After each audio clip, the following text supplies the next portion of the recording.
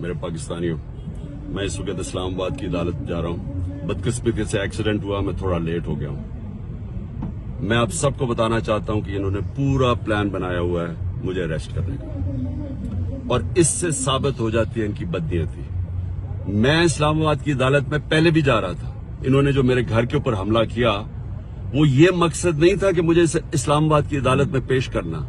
मकसद ये था कि मुझे जेल में डालना। जेल में क्यों डालना?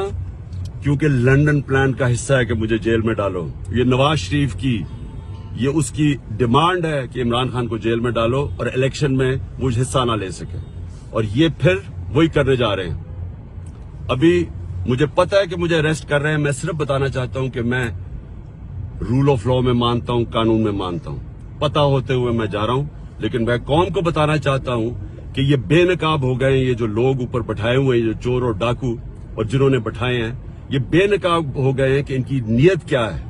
नीयत कभी इस मुल्क में कानून नहीं थी। इसमें जंगल का कानून नाफिज किया हुआ है इन्होंने।